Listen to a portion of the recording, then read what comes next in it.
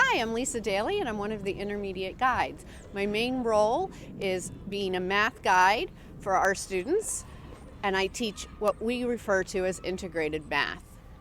I use a lot of Montessori materials in my math, and we also begin to integrate textbooks, tests, and note-taking skills.